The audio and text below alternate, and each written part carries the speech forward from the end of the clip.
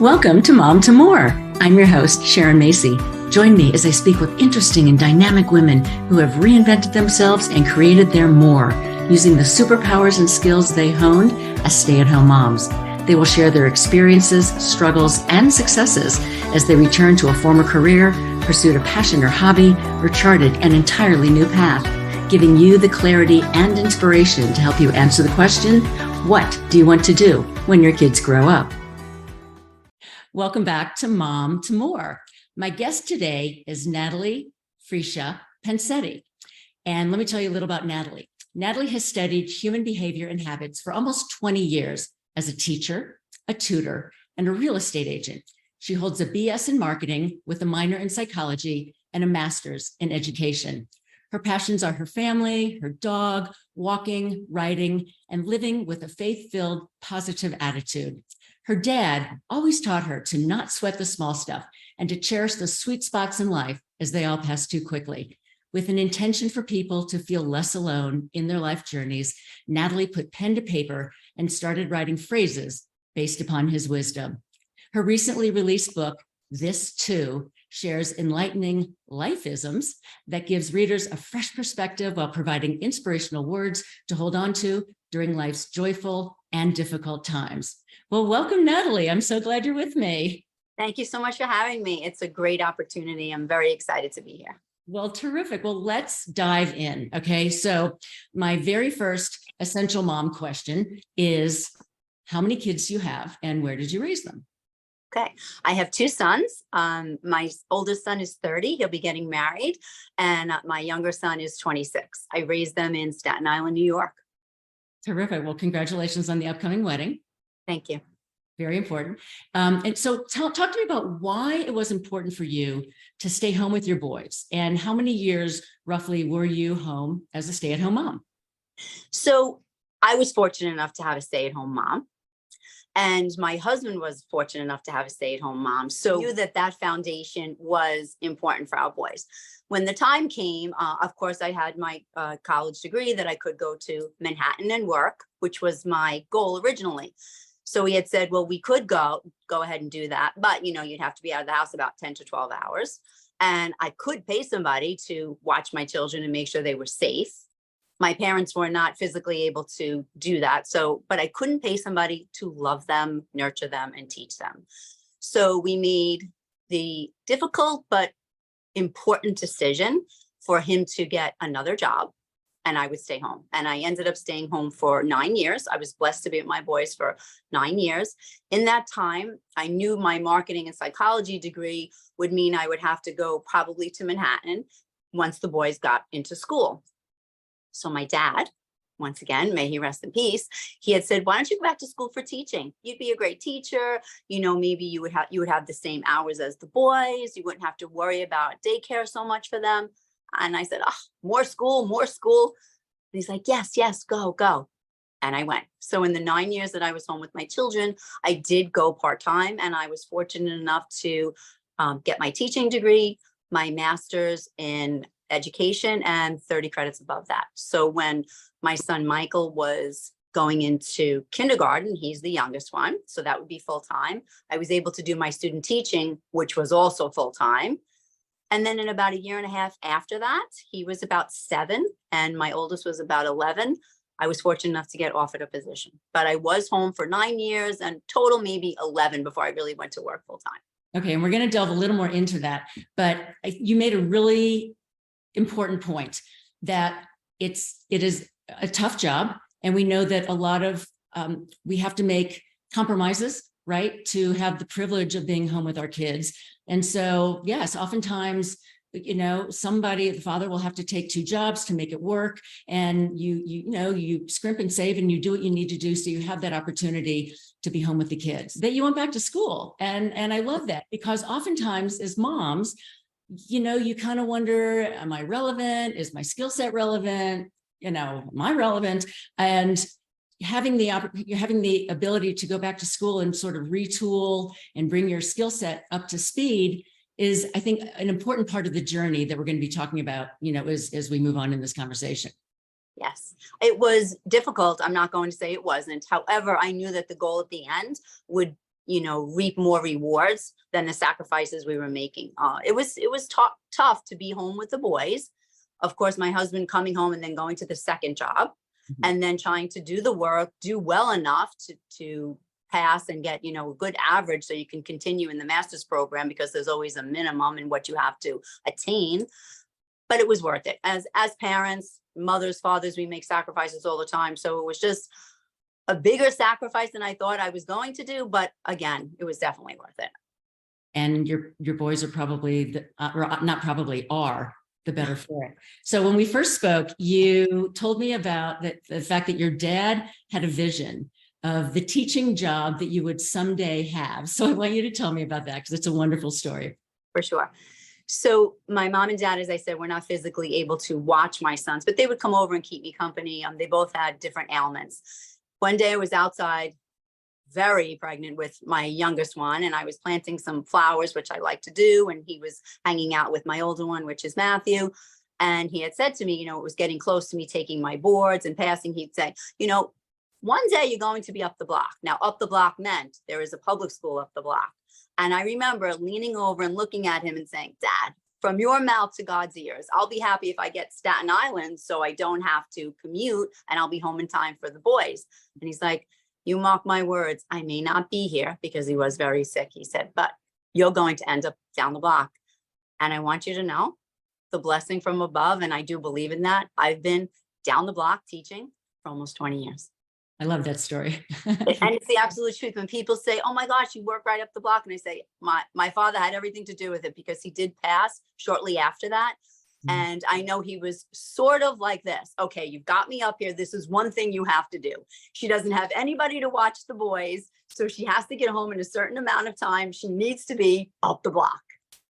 And I was blessed enough to be that. And I tell everybody that, and it's the absolute truth. I do take credit from my angels in heaven.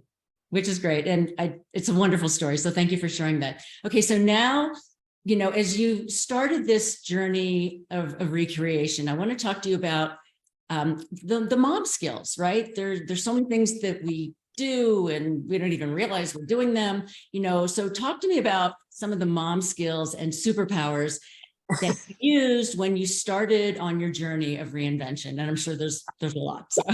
There is that very long list. However, I sort of, looking at it as a teacher who does mentor student teachers, being a real estate agent, and now obviously an author, it's sort of an internship of life, sort of a priceless skill set that we acquire and we don't even realize it literally on a daily basis.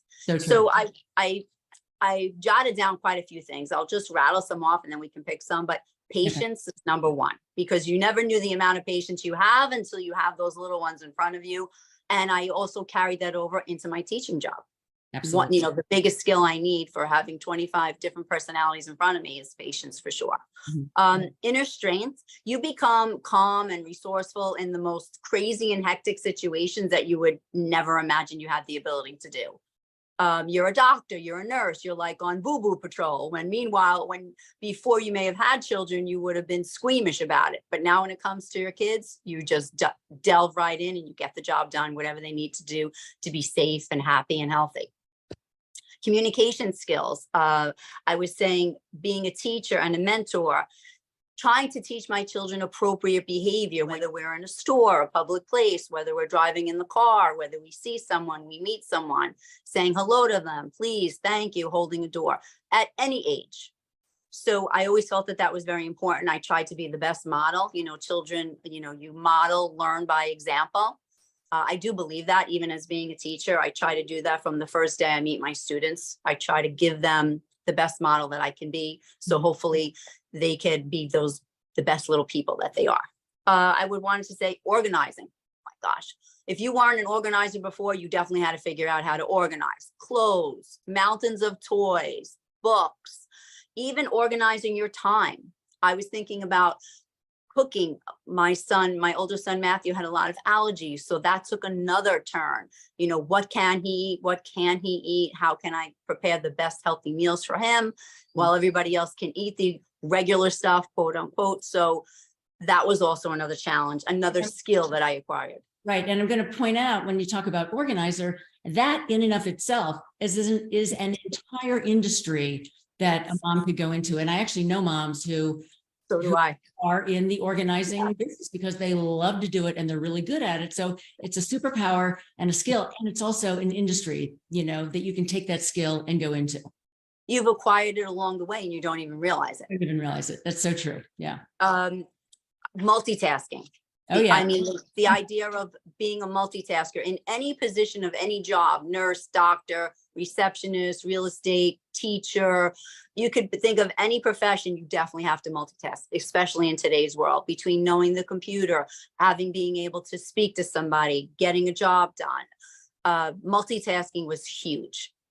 A problem solver. So I'm also like a crisis manager. Something goes wrong, I have to try and figure out how to be fair. Remember, you're the judge and the jury.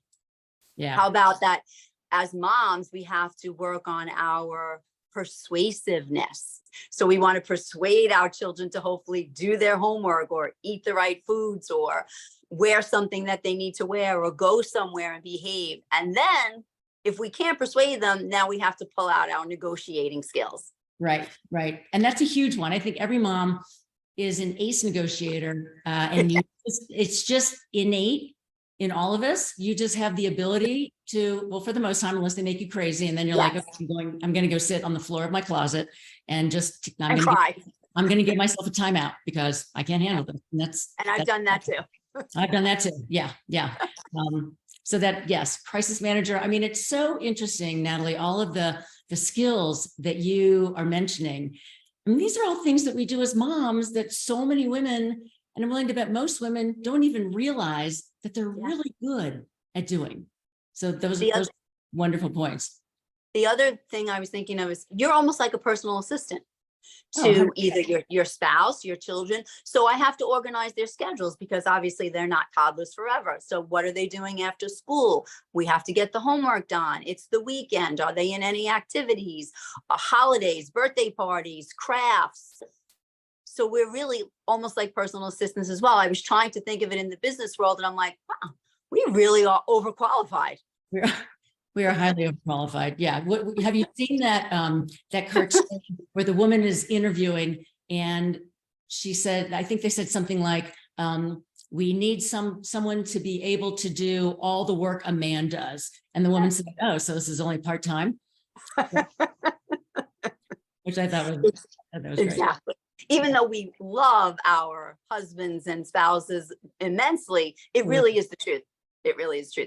The other one I was thinking of also being a teacher, which I think being a stay-at-home mom helped me with my teaching profession, was being creative, having the creativity to tell stories, to maybe make up games, create projects. We used to have this craft box in my house.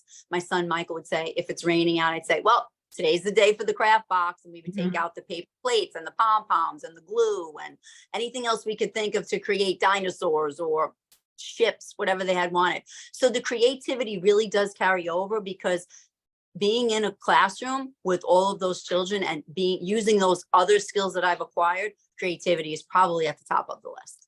And I would say absolutely. And I would also say that you are really just a natural born teacher, right? And you use those skills. It's almost like you've always been a teacher. You had those skills, you honed those skills when you were with the boys, and then you went back to school, got your degree, or rather got your master's, and then made it official. I made it an official. Right. You were unofficially a teacher for the boys, and then made it official, and then worked with other really lucky kids to have you as a teacher. Yeah.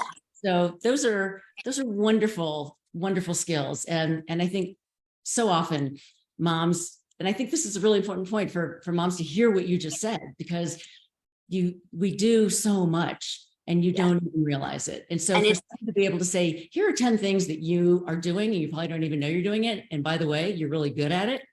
Yes. And this will help you in the future.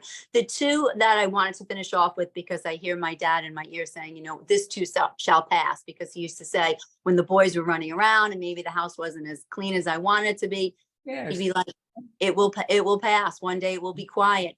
They won't always want to sleep in your bed. They won't always want the bottle. They won't always be literally right underneath your feet.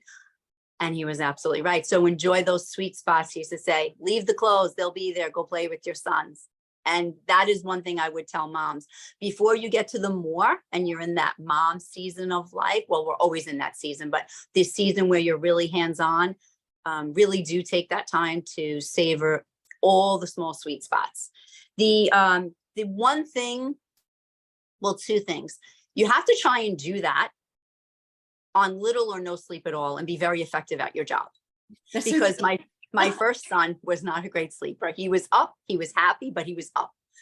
And that took a toll. So sleep deprivation is really a thing. So when you are taking that skill set and going somewhere else, or you may even be a working mom and say, oh, the baby was up all night, you still have to get that job done on little or no sleep.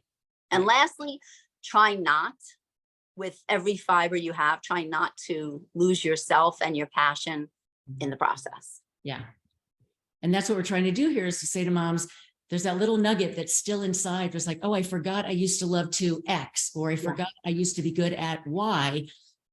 Keep track of those things that you love, because that is so important.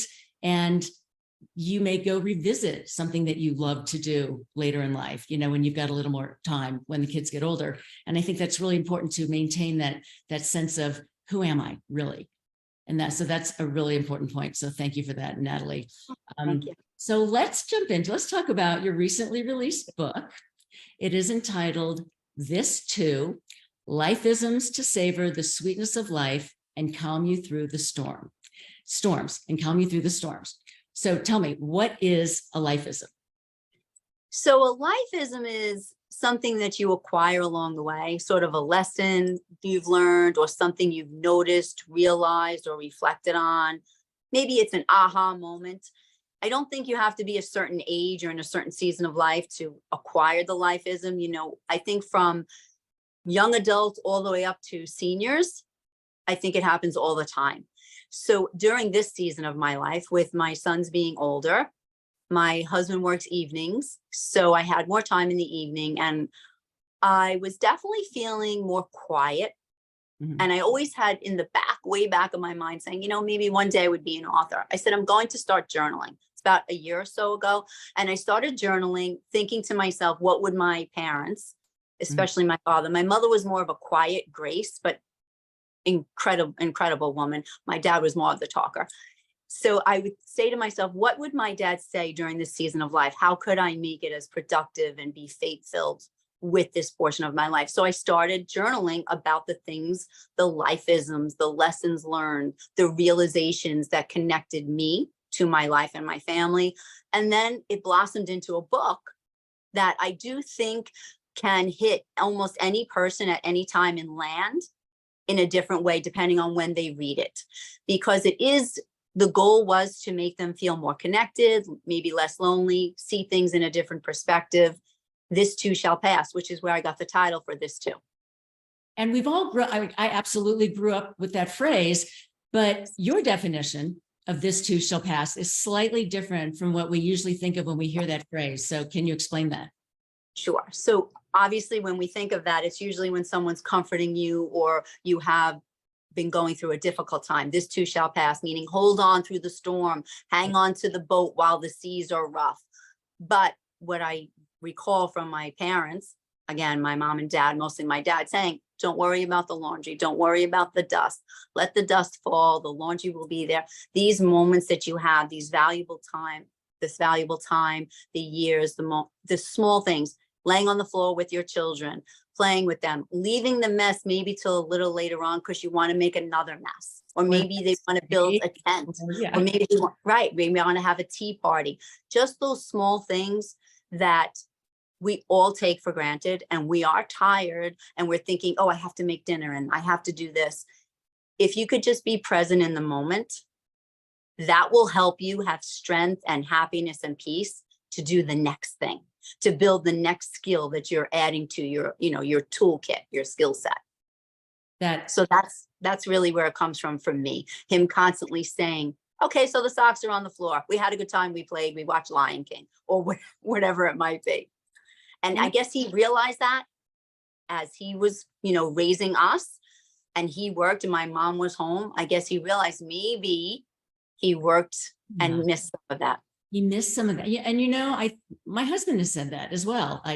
Because I was home with the kids and I was there just like you were for the first tooth, the first haircut, everything. You were there for everything. And I think a lot of times the guys, because they were building their careers to be able to support us so we could be home with the kids, they are, as they get older, I think they get a little wistful about that because they did miss, that stuff.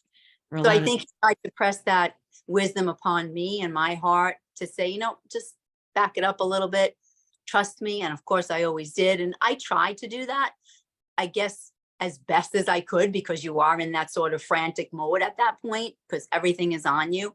But it is important to try and think. So I hope that this book will bring that to people who read it and pick it up. And there are different sections in the book, whichever section they decide to use for their benefit or connect to or reflect on. I think it will be a good resource.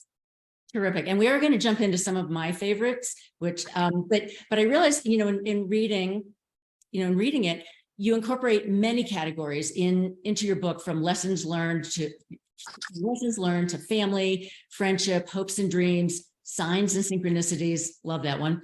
And more. So why are these important, and why did these particular the contents? Buckets. We called them buckets when buckets. I like buckets. So why and how did those resonate with you? Yes. When I proposed my journal writing to the publisher, which is Jen Tuma Young at Inspired Girl Enterprises, I have to give her a shout out. An amazing person besides publisher. She had said, once she read them and she agreed that this is something that people will benefit from, she said, now we have to categorize them. And I'm like, categorize them.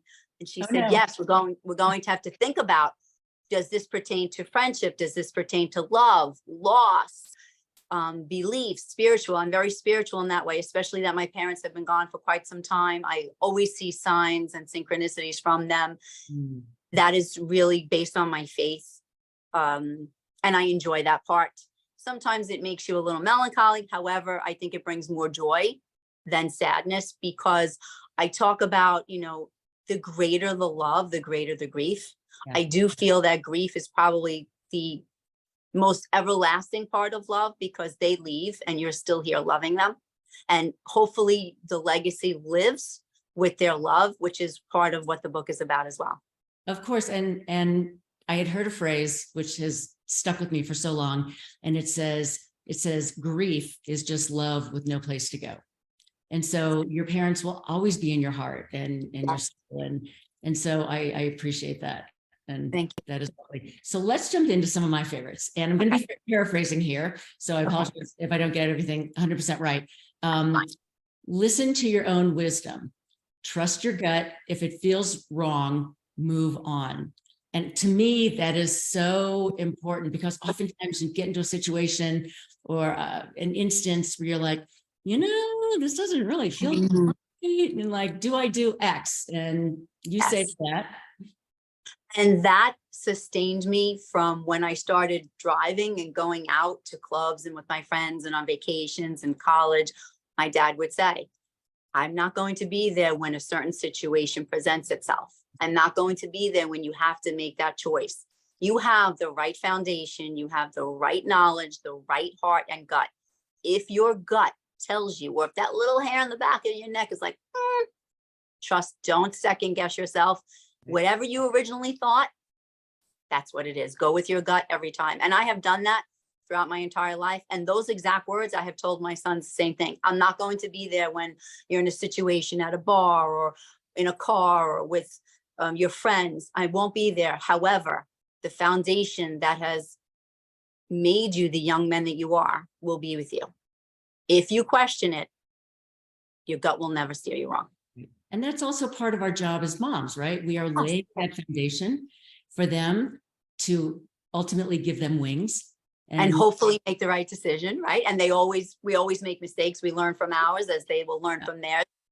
But I always used to say to my husband, as my dad would say to me and my mom would say, we try to teach you the lessons we've learned from our mistakes, so you don't make those mistakes. You're going to make your own, but maybe you can learn to not make the ones we made.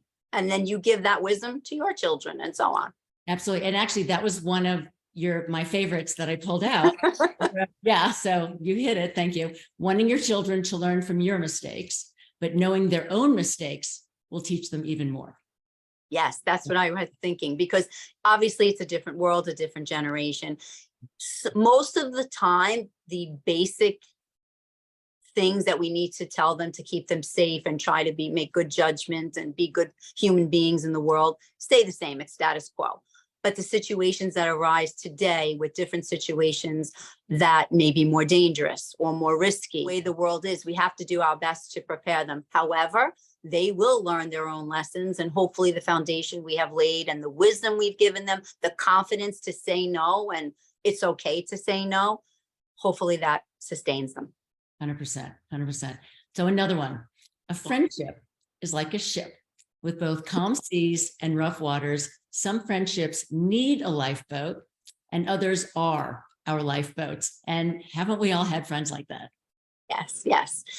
I had thought about that. And then I probably would say I have a handful of very close friends for a very long time, maybe over 40 years, been in my wedding.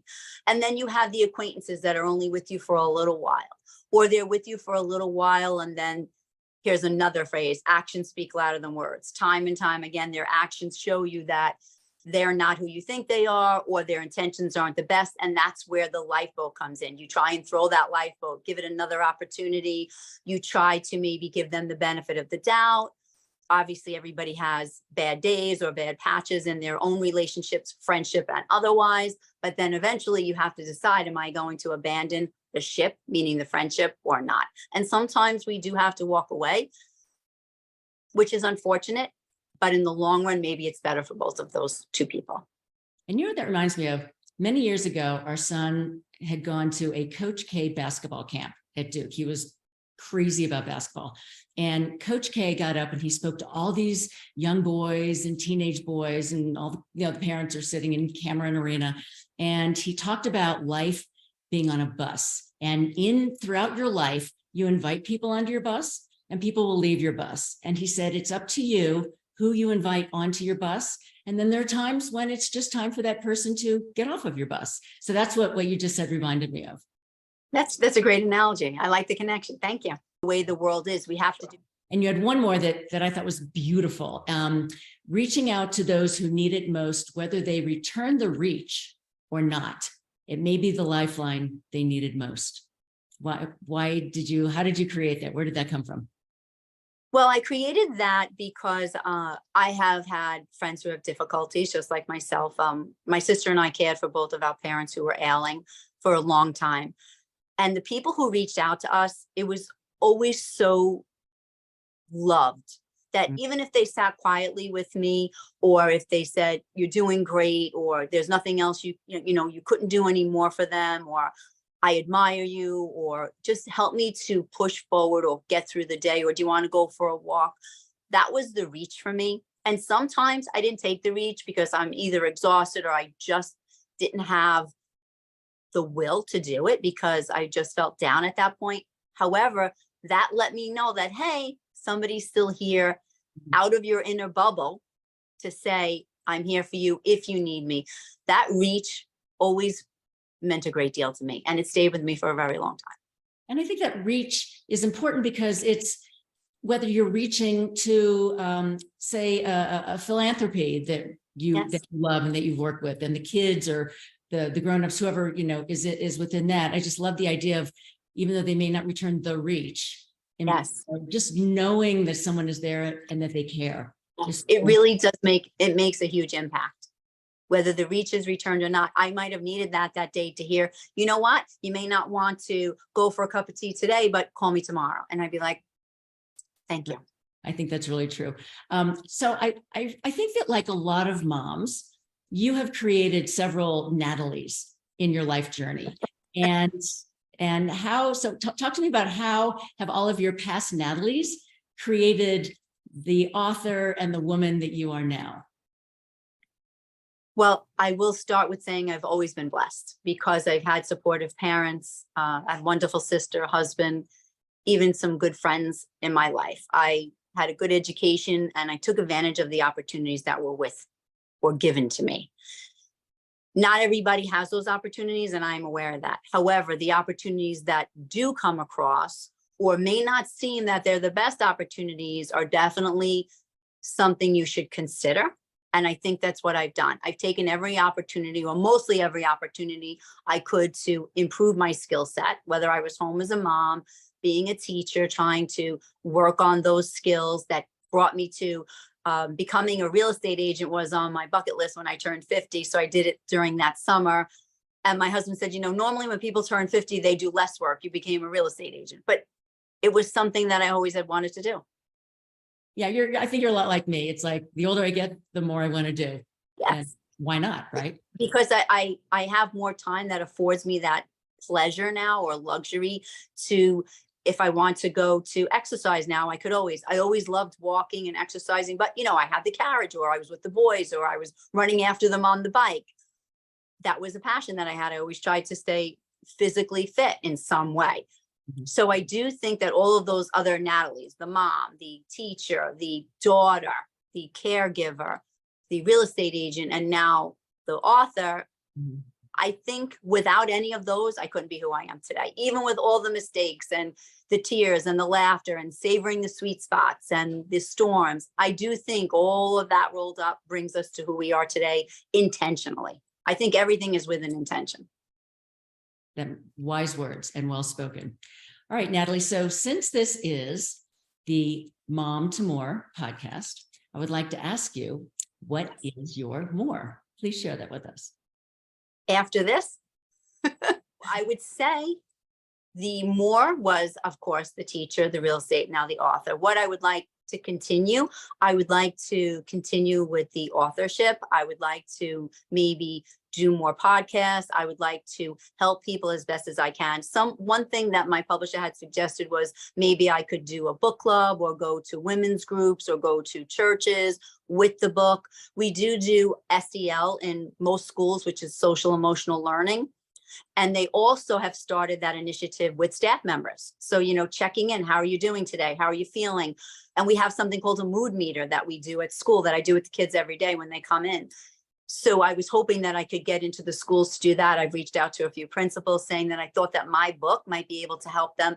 We're not always just trying to work on our teaching craft. Maybe we just want to talk about what's going on in our lives. And, maybe I had a great day. I want to celebrate a birth, or maybe my mom is really ill, or my son's struggling in school. So I was thinking that maybe I could take my book. So my more would be to get it into as many hands as I could to help with social emotional learning and an initiative that way.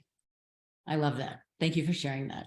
So I'd like to ask you now, where can my listeners find you online, on social media? We will have links to the show notes. Everything will be in the show notes, the name of your book, where they can find it, so just tell people right now, and then everything will be in the show notes. Okay, so I am on Facebook as Natalie Friscia Pancetti. I'm at Instagram at Natalie Friscia Pancetti, TikTok at npancetti, and the book should be on Amazon, Barnes and Noble, and you could also buy it directly from me through the link that I'm sure you will share. Terrific. Well, this has been such a delightful conversation. I have learned so much, and I love the new isms that I now have for me. Thank you so much. You have inspired me. I've watched your podcast since you started, and I really do enjoy it. It's very relative to everybody. I feel that it's pure. And I feel that people get an opportunity to really say what it's about. Moms sometimes don't get all the credit that they need to get. And I think that sort of makes them feel like less, like we talked about. Don't forget who you are and what your passions are. So I really feel that what you are doing helps them maybe remember how amazing they are. And all the things they do every day is just building more of their skill set to be the better version of themselves once their children go off to school. And I could not say it any better than you just said. So thank you for that, Natalie. And I'm just going to say thank you for spending time with me today. And we will see you next time. Thank you. It's been a pleasure. I'd love to give a special shout out to one of my listeners named Marcia. And she wrote, "Great podcast. I hope young stay-at-home moms will listen and learn. The hardest, most important, and rewarding job is being a stay-at-home mom. Thank you. And from me to you, Marcia, thank you so much for the kind words. If this podcast means something to you, it would mean so much to us if you'd be willing to take 30 seconds to do some or all of the following.